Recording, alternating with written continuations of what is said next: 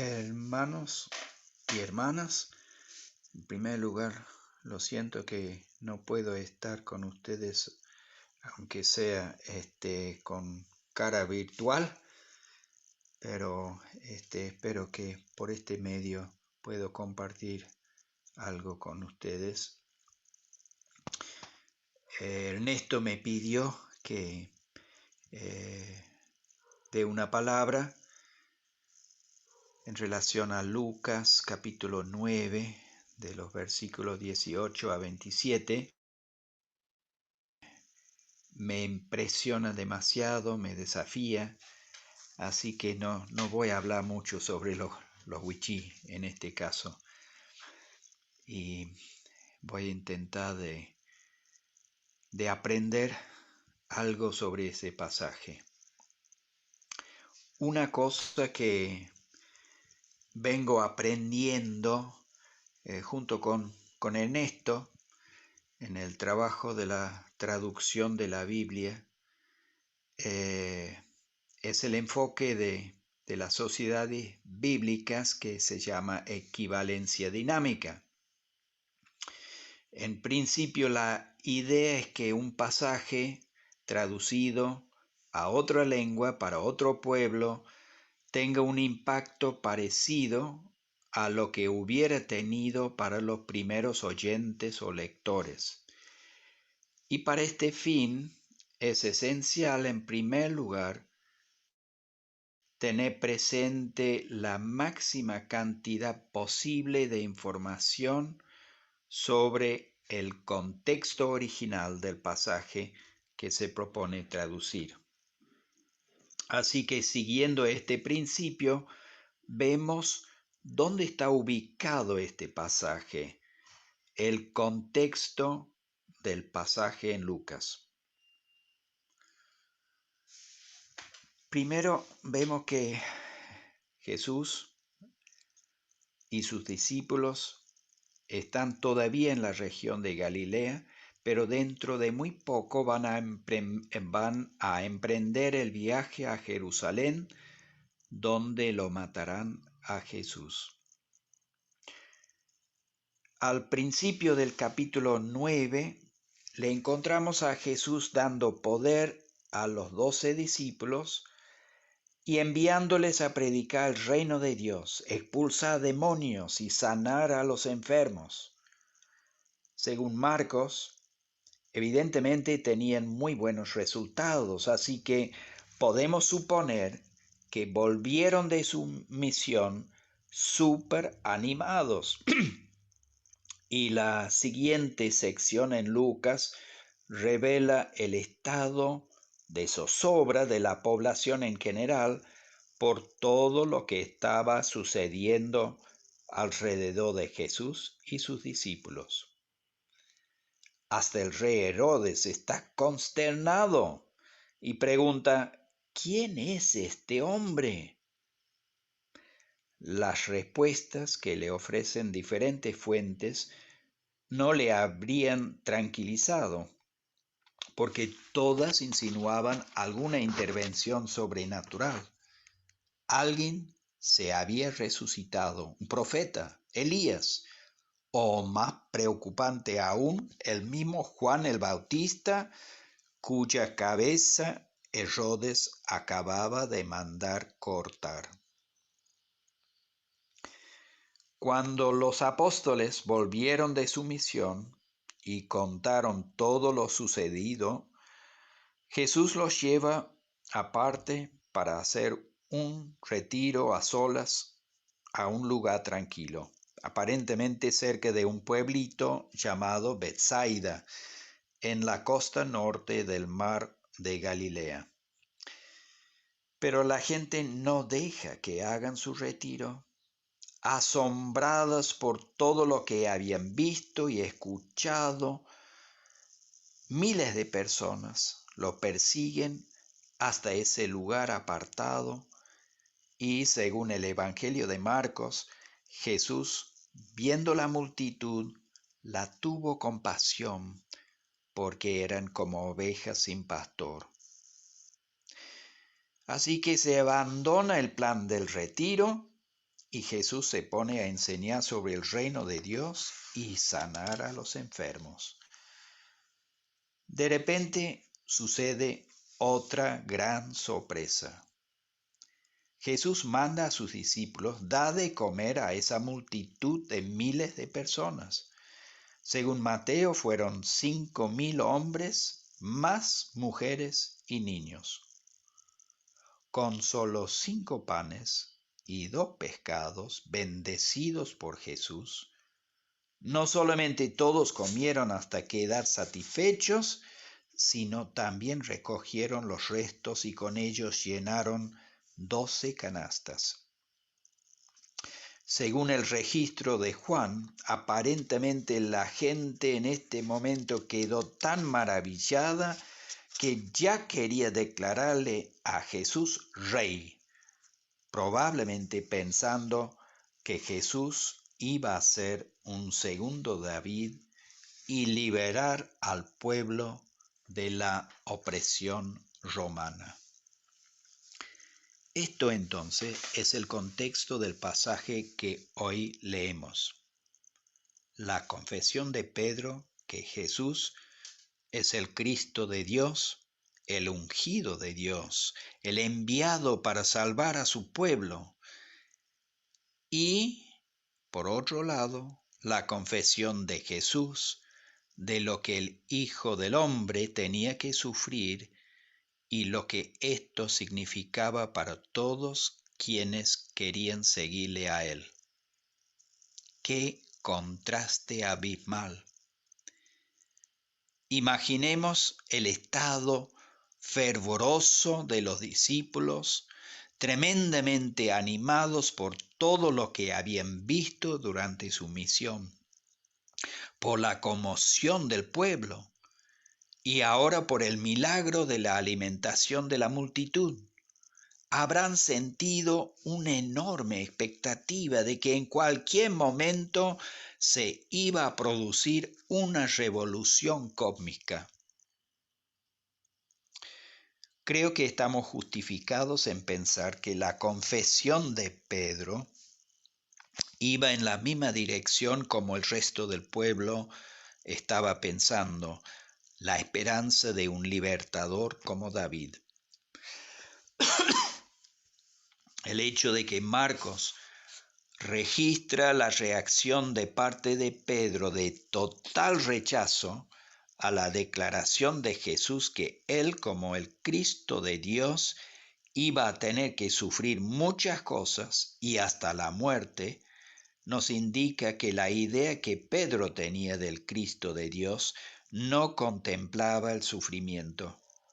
Al contrario, estaba esperando que el Cristo y sus discípulos hagan milagros aún más estupendos que conmoverían a todo el mundo y cambiarían el escenario político de Palestina.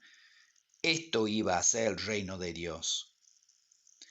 En esta visión no había lugar para el sufrimiento. Más bien era una fantasía del reino de los cielos en la tierra. Ahora, y completamente a contramano de la expectativa de Pedro en ese momento, viene la confesión de Jesús en el versículo 22. Jesús habla de sufrimiento, de rechazo y muerte. Luego viene la resurrección. Esto fue su camino, el camino del ungido, aunque él prefería llamarse el Hijo del Hombre para enfatizar su solidaridad con nosotros, con una humanidad lastimada y perdida.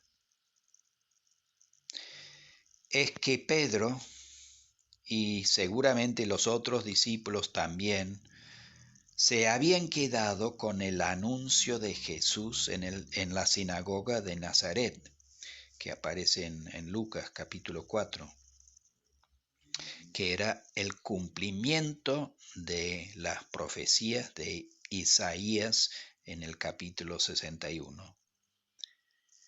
todavía le faltaba comprender que solamente con el cumplimiento de Isaías 53, del siervo sufriente, se iba a completar plenamente las buenas nuevas del reino de Dios, lo que era la misión de Cristo.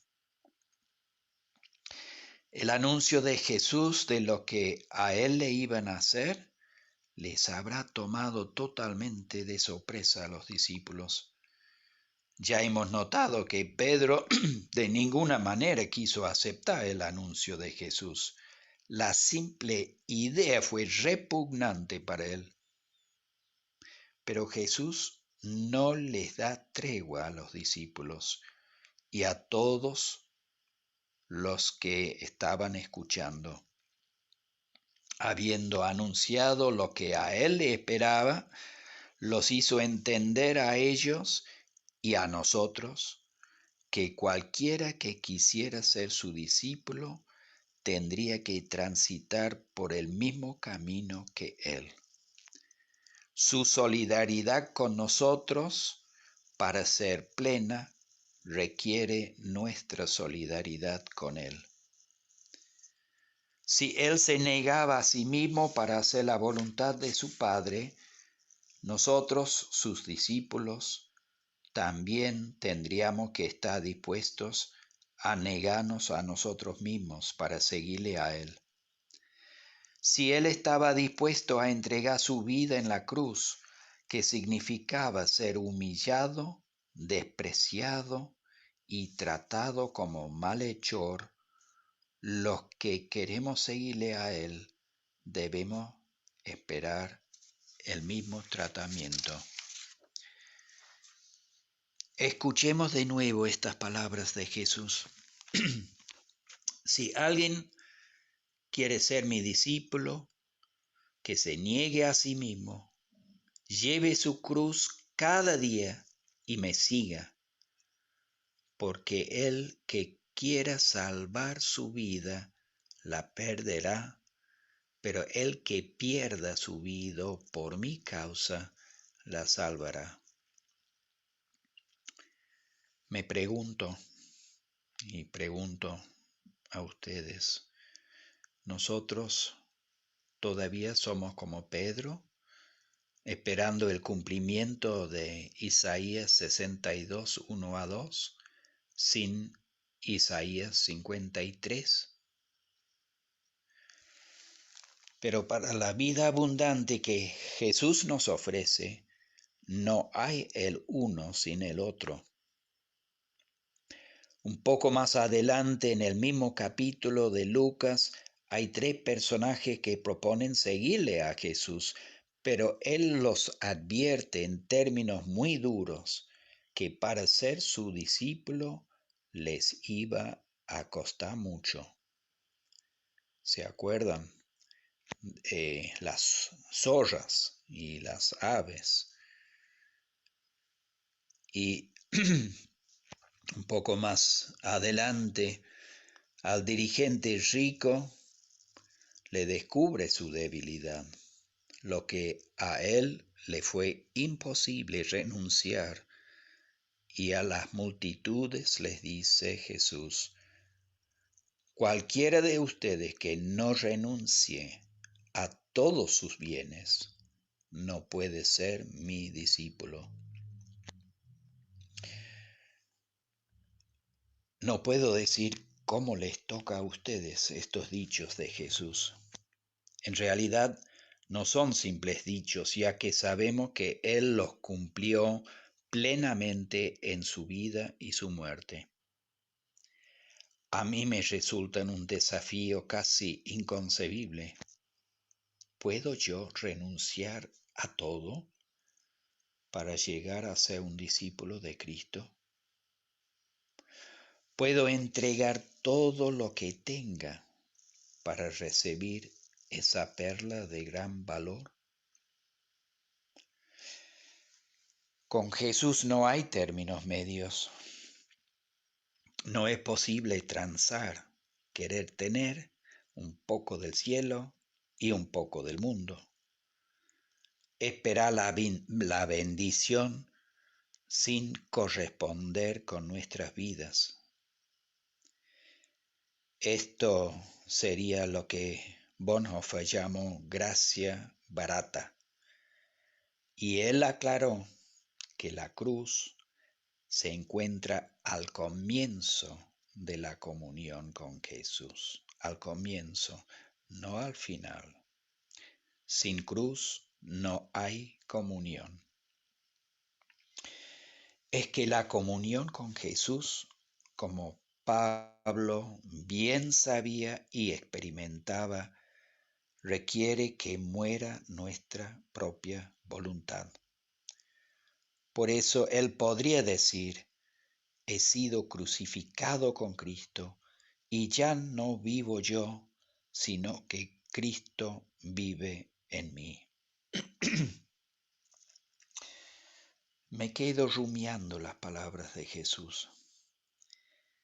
El que quiera salvar su vida, la perderá, pero el que pierda su vida por mi causa, la salvará.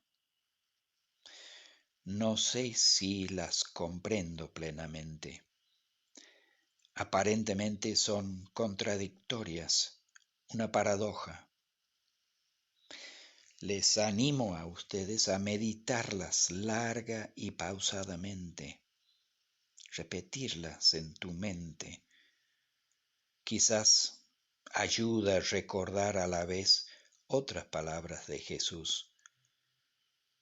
Si el grano de trigo no cae en tierra y muere, se queda solo, pero si muere, produce mucho fruto. Quiero terminar contando un breve episodio de hace apenas una semana. Habíamos organizado con Elenita y con varios de la iglesia en Santa María una salida al monte con los jóvenes que incluía comer algo allá en el monte en un lugar con palmeras, un lugar muy lindo. Y compartí la palabra, escuchar testimonios. Fue una ocasión muy, muy buena, con mucha comunión. Y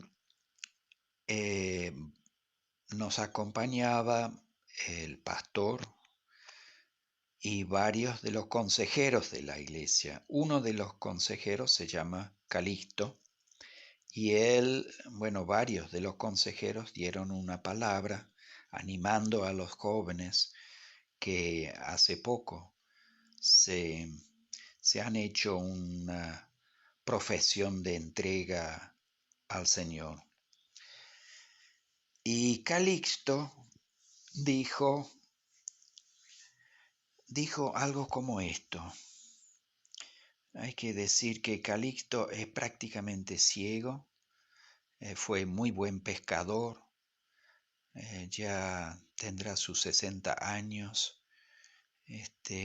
No le veo nunca que se queje de su estado. Y es un hermano muy querido. Él dijo esto a los jóvenes. Dijo: algunos pueden decir que soy pobre por estar ciego, pero no soy pobre. ¿Por qué no soy pobre? Por el amor de nuestro Señor. Yo diría que Calixto ha encontrado que su vida solo tiene sentido en Cristo. Y él habla no solamente del Señor, pero el amor de nuestro Señor. Si hay que renunciar a uno mismo, la renuncia solamente cobra sentido en la medida en que está hecha en el amor el amor de Cristo.